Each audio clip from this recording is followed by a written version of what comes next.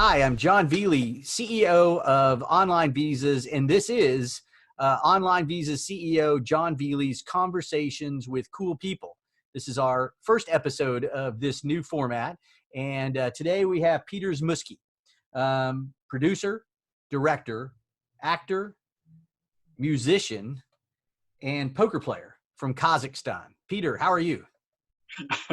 Hey, John. And for me, this is epic. If I made Jon Velie's list of cool people, and I'm the first cool person to have a conversation with you, man, that's it. I made it. You're the coolest person I know, Peter. So, it might be a very short series. So thank you. Thank you for having this conversation with me. Sure, I'm excited about it. So you're in your studio. I see a picture of you behind you. It says Peter Zhmutski. It's a small home studio. Since we're distancing, Right. we're doing, we're being responsible citizens. Very so responsible. We can't really go out to our Hollywood studios in the backyards. We have to confine ourselves in little studios at home. That's right. And that's why we don't have to wear masks, because we're literally by ourselves in our respective places. Yes. Sheltering in our respective places. All right. So Peter, I have some pointed questions. Since Sure. I'm having these conversations with cool people, I want to ask them, good questions. So you're on the hot seat. All right. How are you feeling? You feeling pretty warm? Bring it on. Okay, because here it goes. Okay. So how long have you been a Borat impersonator? Well, Kazakhstan, since Kazakhstan became independent, right, in 91, I thought, you know what? Why not? And you can't have I enough love Borats. acting. I know, and plus America doesn't know what Kazakhstan is. So, and then Borat became famous. I'm like, I can ride the wave. I think it might be made up. I think Borat made up all of Kazakhstan, and Slightly. Is that slightly true? made up. Slightly made up. Yeah. Right. Of course, they did shoot in Romania. And he's a person non grata there, as well as he's a person, Sacha Baron Cohen, not Borat. They welcome him. And as well as Sacha Baron Cohen is person non grata in Kazakhstan. I think Sacha Baron Cohen is a person non grata to a lot of people. That guy has made a living of embarrassing people. So you're not really a Borat. I'm teasing on that, but you do sound like him. But tell us a little bit about your background. You got a lot of cool things you've done. What are some of the highlights that you've achieved in your respective careers? The highlights are I always kind of thought of myself as a musician first. Oh, right. I started writing music when I was 9. I wrote my first sonata when I was 9, then Mini Symphoniette when I was 13. And I always wanted to be a rock star and a musician and a composer until one day when I was 16, I went to a movie set as an actor. It was my first gig. Mm-hmm. And I didn't even audition for it. I had a casting director running after me. I had long hair, like this long and curly. It looked like Kenny G. And she's like, hey, you want to be in the movie? And I'm like, hell yeah. And she's like, do you have any other friends with long hair? And I'm like, hell yeah. We were kind of hippies in Kazakhstan. Right. And so I was 16. I was 96. And when I was on the set and I watched that director make magic. I mean, he was God. He was creating. And I'm like, I want that. I want what he's got. I want to create. I want to do things, And so I'm like, well, I'm a musician, but I want to be a director. So maybe I can make music videos. Right. There you go. And that's how it started. And, so you started with music videos? Kazakhstani I started making music videos? Little cheesy music videos. Yeah. Were they the MTV style? No, they were Peter Z cheesy style. But they from the music videos, I started making PSAs, public service announcements. Oh. And this is when some people from like Kansas Association of Broadcasters. I used to live in Kansas, imagine. And they were like, "Hey, you're great. you know, you should be making this for a living. And so they started like paying me, and I was winning all kinds of contests and all film festivals. And so I'm like, hey, maybe there's a future of me to being a filmmaker, and I'll write music to score my own films and things. So it kind of worked out. And to spice it up, I fell in love with poker. Yeah. And So you've done a number of stints in the World Series of Poker, right? yeah, I used to go every year. Imagine that. For the past, what, 12 years, I maybe skipped like 4 years that I didn't go. So you went to And 8 World Series of Poker something championships like in that. Vegas. Something like that, yes. You ever make any really good money? Well, I made some money playing different events. Right. I never made money playing the main event, which is used to last like 9 days, and it's just Right. crazy. So yeah, I remember. I think some of them put you in a hospital, right? I mean, you were, just day after day after day until you wore out once. Isn't that right? You remember? Wow, yeah. But I made some money in the 6 figures playing other tournaments. Right. Not the World Series, but but they're pretty significant, tournaments that people from around the world. So, but that means that the World Series is still to come. Right. Still one of your The goals. big win. Well, Yeah. so, and music, I know music with you because we played in a band, Elvis Peacock and the Wishbones. Remember that? About a decade ago. Yeah, and you were the lead singer. True.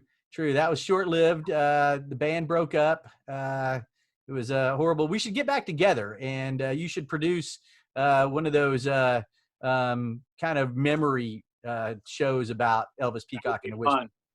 That would be fun. Do you have any footage? I don't know. I have a lot of good memories. Got some footage stained in my head, I think. Yeah, where I have pictures. Yes, pictures. Remember when we were so young? We opened up for U2 and the Black Eyed Peas. We did. That was huge. Yes. Yes. Just across the street. In the big mansion too. Yes. We played in the big mansion. At the big mansion with the yellow limo, stretch Hummer limo. And there was royalty there. The chief of the Osage Nation was in attendance. Oh, I didn't know that. Yes, Jim Gray was there. So luckily, not based on Elvis Peacock and the Wishbones, nor your poker, you did obtain an extraordinary ability O1 and EB1 green card. But that was your acting, producing, and directing. So that was, yes. Yeah, you have like over 20 plus, I guess, items on your IMDb profile, right? You have some great ones. I think Dahmer versus Gacy is one of my favorite Peter Zhmutski movies, where you're the really bad, evil Russian, doctor in his laboratory cooking up some ways. So tell us about that one, and tell us some of your greater achievements in film. Well, it's funny you mentioned it because I just actually watched it with my daughter. Oh my God! And Dahmer having nightmares? No, and she's like, "Daddy, you're getting killed. There's so much blood." And he's the only one rooting for you in that movie, I bet. Yeah. I was a bad, mad, whatever, crazy scientist who cloned serial killers. Right. Well, all Russians are bad guys in the movie. I mean, you got to play that role. You're a nice guy. And we carry atomic bombs in our pockets. So, well, of course. All evil Russian scientists do that. Exactly. Otherwise, they wouldn't be cool Russian scientists. Right. I wouldn't be in your cool list if I wasn't. You're not going to get an extraordinary ability visa unless you're going all out with atomic bombs in your pocket. That's for sure. Well, it was crazy because crazy. It's like the idea was so unique. It's actually never been done before in this fashion. A friend of mine, Ford Austin, he produced it. I don't know where he gets his ideas, but it was genius. And he called me up and he's like, "Hey, I got this script. There's this mad Russian scientist Stravinsky. He called him Dr. Stravinsky. Ooh, that's which a good is name. like a great composer." Yes. Yeah. And so he sent me the script. I'm reading and I'm like, "Oh man, this is insane. How's that going to all play out? So next thing you know, me and my pregnant wife are on a plane to LA to film it. And so my pregnant wife is there. She's playing a lab assistant. My daughter, who's in her belly, is in it. And so the next thing you know, the American Film Institute right. Is asking for the film to be in their library. It's like it's making history. You know, I'm like, really? Wow, that's awesome. So hats off to the director, producer, and writer who also played freaking 10 roles in it. Right. Ford Austin, you know. But yeah, and you know, projects like, and we had some really cool people in it. We had, like, you know, musicians from the Guns N' Roses. We had some, you know, Oompa Loompa actors. You know, we had it's like the nun, the crazy nun. That's the movie. She was in it. You know. So it was great. But yeah, projects like this, and I'll also like other projects. I went to the renowned film festivals and won some awards. I had a letter from President Bush endorsing the one of those film festivals and one of the awards that I won. So that kind of helped, you know. Well, you did a lot of work yeah, with Gray Fredrickson, who I is the did. producer Yes. of all three Godfathers and Apocalypse Yes. Now. And you guys have done a lot of things together, haven't you? Yes, he's an Academy Award-winning producer. Sure. And Emmy award-winning producer, and Right. the list goes on. And so we've done 2 projects, well, 3 projects now together. Right. So we've done Ratpocalypse, which I was love Ratpocalypse. I went to the opening of Ratpocalypse. That was a great which was one. the first 3D movie shot in Oklahoma. So we made history in Oklahoma. Yes. Hey. Well, that had some great Russian literature elements to it. Oh, sure. My dad's a literature professor, you know, and he taught us a lot about Russian literature and, you know, the fantastic things that would happen. This one where all the politicians turned into rats and they were human-sized rats was some kind of prophetic. What's that? It was kind of prophetic. Well, it might have been. It might have been. Yep, I think that's happening. But it was a lot of fun. I remember you had the opening, and we got in the limousine, and all the actors, lots of Russians. Yep, that was good stuff. So that was one of the projects we did. Start Casper Van Dien and his ex-wife Catherine Oxenberg from the Dynasty. Right. And so another project we did was Diamond Cartel. We were producers on it, co-producers, and that was directed by Kazakhstan's a big director, Salamat Muhammad Ali. Oh, Sam. Who actually Sam, exactly. Yeah, Muhammad Ali. Sam Muhammad Ali. Who is a fan of America, and so who will also be who he's extraordinary ability person. Yeah. So and he will be applying for that status through your firm. So and the third project we just filmed in January, and it's called Marvin's Shining Star. It's a project to help children that have trauma. Right. To deal with trauma and everything, and that's basically a kids show, but it's like a fairy tale. Right. So these are the 3 projects I've done with Gray, and we're working on another one called Ghost Town, and a gateway to other worlds and parallel universes and different realities and dimensions. So it's fun. It's a fun industry. Yeah, and it was really cool that, you know, immigration granted you that ability to do your extraordinary things in America. But really, I don't think you'll argue with me on this point, but you married probably somebody that's even more extraordinary than you.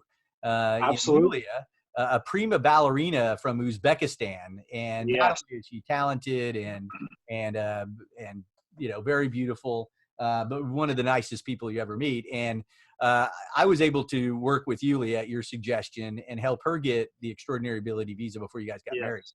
And well, yeah, she danced for the president of yeah, Uzbekistan, and I don't know how I lucked out on that one, but you know, thanks to you, we now have a family with 2 kids right, because of you. She was able to come here right, and open a dance school and hmm, teach all those kids here. right. And not only that, we have 2 kiddos of our own, a boy and a girl, and it's all, if it wasn't for immigration and for your firm and the way you put these packages, you don't know, that probably wouldn't have happened. Well, I appreciate that. That's probably a little too much credit, but I enjoyed doing it. And the really neat thing, and I think it's a lot lost in immigration when people think of it at a global term. They think of it a negative thing, but the impact that you and Yulia have both had once you've come to America has been amazing. All the actors that you've put to work, musicians you've worked with, and then Yulia, all the dancers she taught. She taught my kids dance. And Yes. my both Chloe and Sammy, my 14 and 13-year-old, are in dance because of Yulia teaching them that. And my daughter has won some pretty big parts. Matter of fact, she was Clara in The Nutcracker Very talented. at the She's very University of talented. Oklahoma, which were all university dancers, but that she had the starring role as an 8th grader, which was really Yeah. cool. And what's really neat is Yulia has done that with the Nutcracker also, but she brought over the Moscow Ballet, Yes, she did. and brought these world-class best ballerinas and ballerinos, whatever the male version of them are, to Artist of ballet, that's how they call them. what do they call them? Ballet artists. Ballet artist. I like ballerino. Can I call them ballerinos? Well, the ballerinos and the ballerinas were fantastic. And my niece Berkeley danced in that Yes. under Yulia's teaching, and then went off to the University of Colorado and danced there. And I just seen the influence you guys have had and how fantastic that is. And just what a benefit that, bringing in great people from around the world does for our country, and such a neat thing. And we've talked about this a lot because you're a first generation immigrant, right? You were born in another country, came to this country, learned the language, learned the culture and all that. And my grandfather came from there, and he's from the Ukraine. So Yulia and I are all from these former Soviet states. I'm a 3rd generation one and have a bit of an Oklahoma accent. And, it's interesting to see what that is. And we all have our own immigrant story, right? So for your kids, Nick and Julia, they'll talk about how their parents came, right? Yeah. And how interesting that is. And those origination stories are fantastic, and everybody has them. So I really think one of the neat things about doing this show is going to be to learn about people's immigration stories, right? And I agree. How they got here, why they came here, and what they've done. So we've talked about your successes. We've talked about Yulia's successes. Why did you want to come to America? What made you have that idea when you were a kid, or whenever you had it in Kazakhstan? Well, first of all, the idea of American Dream, and I've always, when I was a little kid,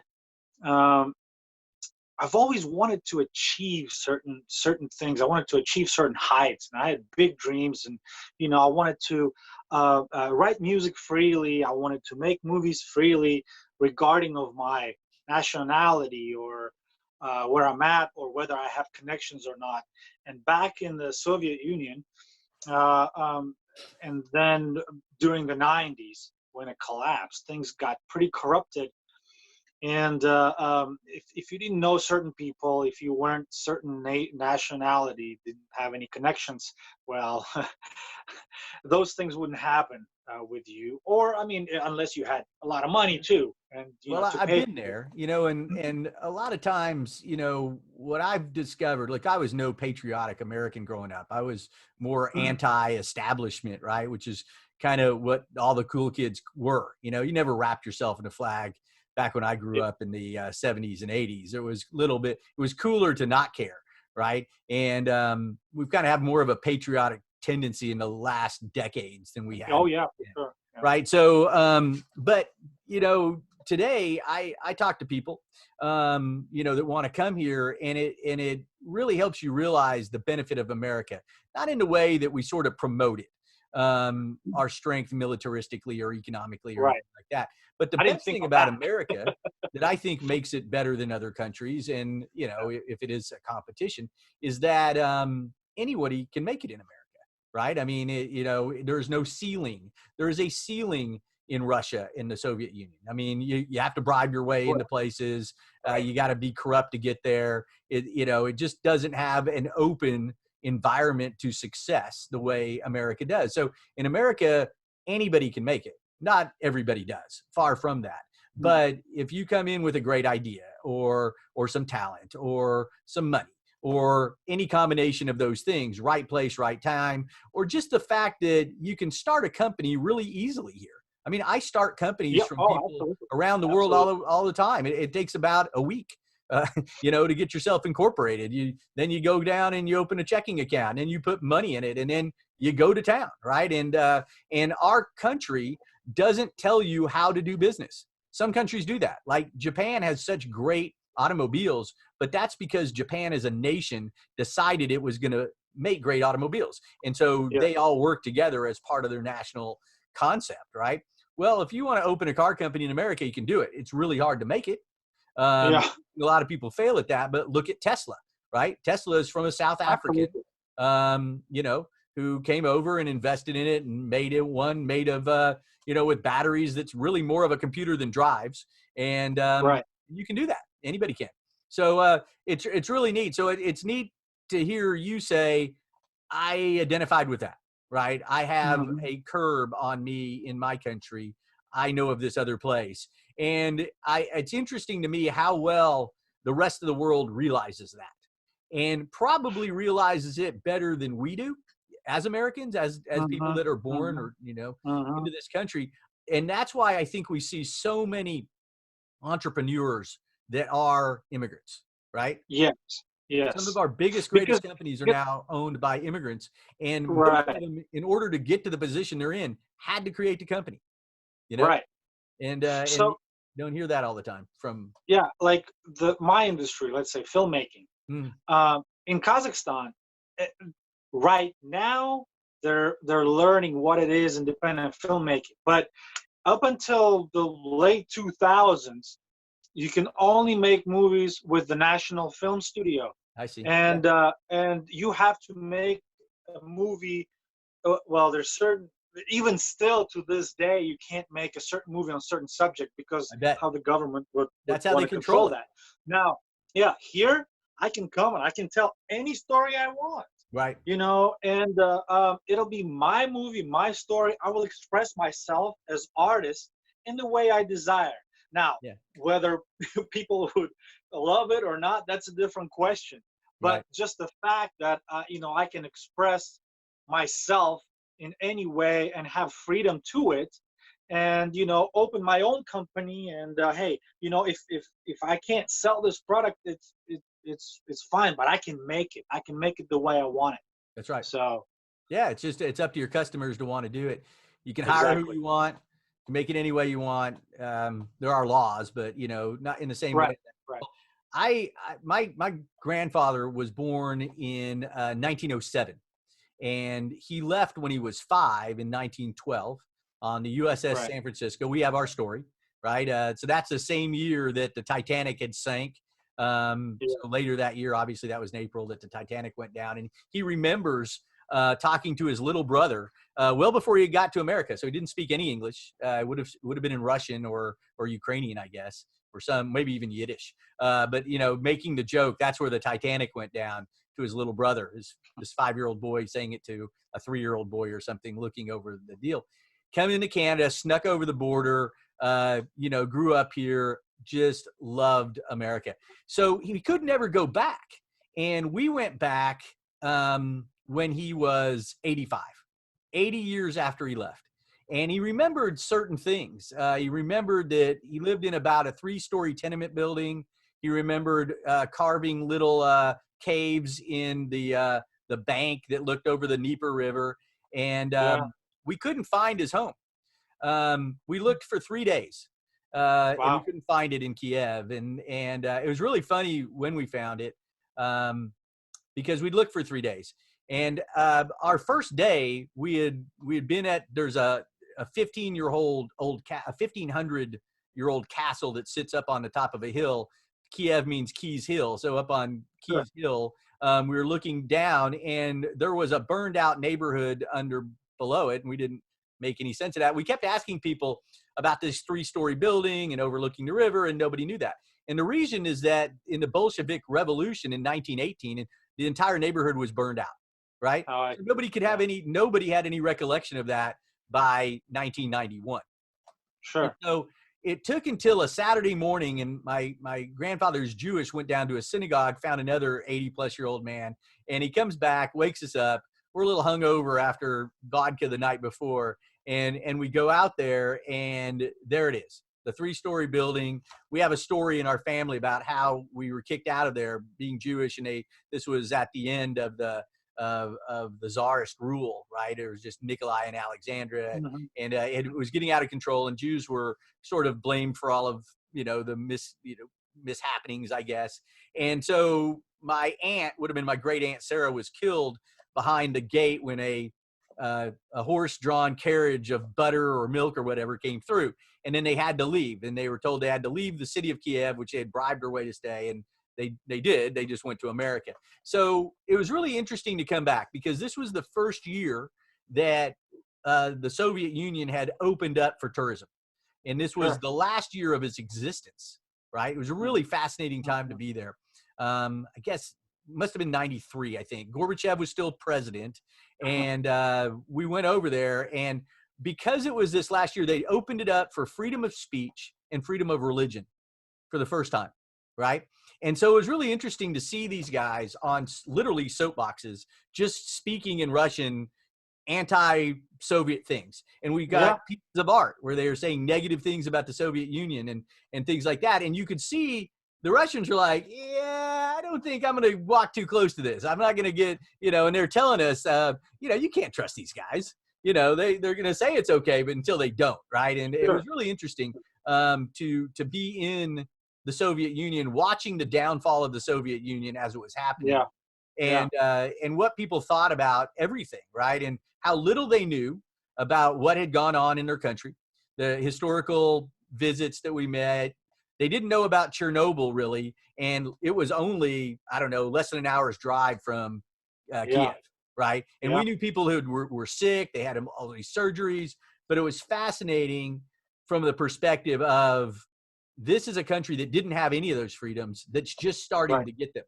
Now they've gone back. They've lost a lot of them since that time, right? But it's really interesting to then compare that to America and how we have these freedoms. And ironically now, how we have so much freedom that we distrust our freedom.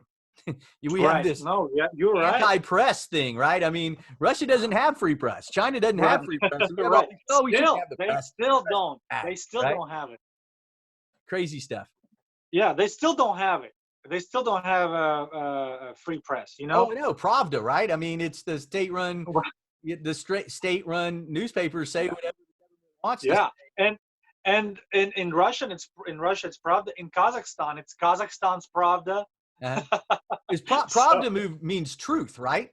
Yes. And it's everything but, right? Yeah, exactly. It's the not truth. Well, and see, that's really interesting, and it's interesting that we have the freedom to say that we shouldn't have the press, and we just go out and rave about it. It's really an interesting thing in our country right now. I won't get too political on that, but going back to the deal, it's I get to listen all the time about people from their countries wanting to come here, and it's mostly for opportunity, not just people coming from a communist or a former communist country, but just that want to have a chance to get into this. And most of the people that want to come here, they don't want to come just because it's a better life and they can just relax. They want to come here and work. Oh, right. They want to make a difference. They want to make it. That's the biggest desire. I think one of those things is in the field that you went into. It's entertainment, right? our movies are our best propaganda, right? Oh, sure. That's where people learn about it. That's where they learn, you know, about the athletes we have, the entertainers we have, the superstars we have. Actually, that's how American Dream started with the movies. When there was Yeah, everything was, you know, a big depression, and then they started showing the American Dream in the movies, right. and that's how people started to believe in it. First Americans, and Yeah, then the rest of the world. right. Yeah. Yeah, it's interesting, isn't it? Well, this is good Hmm. stuff. Well, look, I think we should wrap it up. This is Jon Velie, CEO of OnlineVisas. I'm having a cool conversation, or a conversation with a cool person. This is our first one. Peter Zhmutski, Kazakhstani, producer, director, actor, musician, and poker player, and husband to a prima ballerina and father to two great American kids. Tell us a little bit about his American dream, his immigration story, and sharing his time with us. Peter, thanks so much. Appreciate you, brother. And one last thing I want to say: honored to be a Sooner. Boomer Sooner. So, how's that for Borat There you impersonator? go. All right, thank you, John. And I think your show is great. It's going to change some people's lives and show different perspective to how people view immigrants and stuff like that. So thank you for what you're doing. Yeah. And I'll talk to you later. All right, Peter. Thanks. Take care. Bye.